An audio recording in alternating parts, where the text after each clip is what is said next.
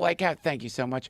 But you don't know what's going on there. Do you know about the Coral Castel? Yeah, in that Florida? guy. Yeah, it's fascinating. That's all he would say. He figured it out, but no, he didn't say how. Yeah, this guy by himself. Have you ever seen this? Yeah, I've seen It's it. amazing. This guy by himself moved all these giant stones and made this beautiful, like it's like a just giant art piece, right? All of coral that he cut. He built all that shit, man. He stacked all those giant pieces on top of each other. But he's like, but he's saying he used some magic to do that. Is that what he's saying? He's saying he figured out, let's see the quote here, he understood the laws of weight and leverage well, and he also that he discovered the secrets of the pyramids. Whoa. He did this in I think this was built by 1923. Wow. Maybe someone should have talked to homie. Yeah. Yeah, we're all That would be a guy. I'd great. be like, hey, man, what do you know? He figured out to did you levitate do stones. that? Okay, let's have tourists come by. The wackiest theory that I've ever heard, and the first time I actually heard it, I heard it from Eddie Griffin, and I thought he was just having fun. You know, he's saying the pyramids were made with sound. Yeah. And then someone was describing one of the ways, like a theoretical way, to move massive amounts of weight, and it would be with sound waves. But you would have to have some unknown technology to, like, if you were Right. going to move, you know, those ones that they find, those obelisks that haven't even been picked up yet, but they were cutting them and they were, you know, something cracked in the process, and so they abandoned it. There's a few of them that are so big, they're so crazy. It just, you can't even imagine someone being able to move it today with modern equipment. It's like, what the fuck was going on? Right. Imagine if they had some sort of super sophisticated way of manipulating the environment around an object. Sure. And you can move objects around. Like, Dude. what would that be? I sent you that. Did you see that weird fucking gear that they say it's for incense, but it's not. It's like some kind of rotor. It's called a Jamie, I'm sorry to ask, but if you look at, it's like a ancient Egypt propeller or something. It looks like a propeller, but it's one of the theories is it was used as some engine or something. I mean, you see these fragments of things all over the place, and weirdly in Egypt, they don't. You have to tell that me thing. this thing. Yeah. What is that? Yeah. Look at that. They say it was for incense, but to me that looks like something from an engine or like something inside a lawnmower or something. You know, It could have been for incense. I mean, I don't know. People have actually like 3D printed it and used it like a propeller. Really? Yeah. And it works? Yeah, like if you shoot water through it, it goes super fast. Huh. Yeah. The Sabu disc. That's what it is. It's so weird.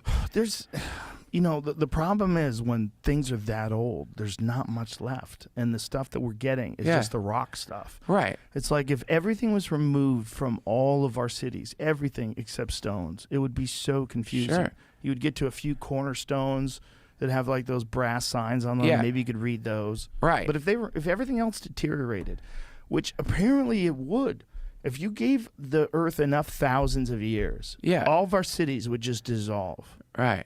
Melt. But those stones would stay. Well, and also, wouldn't there be like, we've forged metal that's just going to be sitting there forever? There'd be a bunch of Coke cans. Yeah.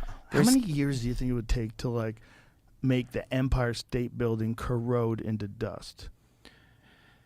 Oh man, I love doing your fucking podcast. I love doing it with you. It's so fun. It's so fun. How many? It would take, you know, like How many thousands of years? thousands. Wouldn't it be 1,000,000 years at least for that thing to corrode to nothing? It's going to take so long.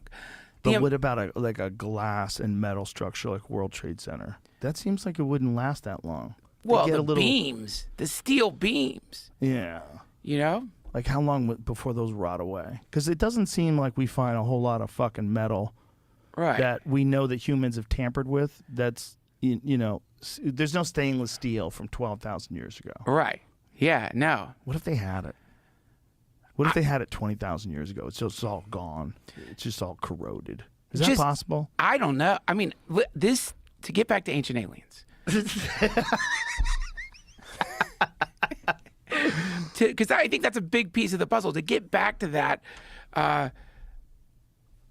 it could be that, like, you know, the stuff Eddie Bravo would talk about, the Anunnaki. Yeah. That they, like, were some kind of crop. Yeah. The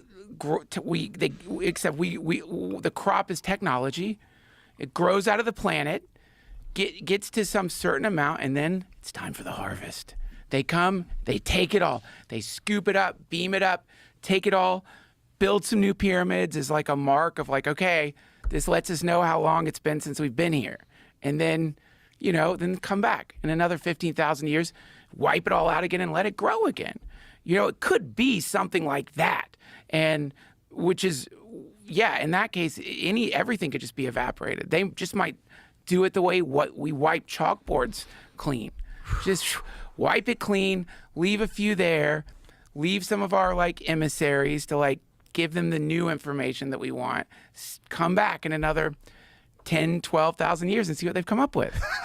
Keep trying. Keep trying. Keep trying. Don't let them nuke each other and just keep trying. It's like sheep, you know, the way you just herd them. You herd them, and when Yeah. they get enough fur, you just take it off, and the sheep doesn't know what's fucking happening. I mean, it's so confused, I'm sure, but probably that's what happens. Do you ever read the Zecharia Sitchin books? You ever read any of those books? I never read them. I've only heard about it. I read one. It's wild. I read parts of another one, but the one that I read was, I think it's called The 12th Planet, and it's all about this theory of this ancient planet called Nibiru.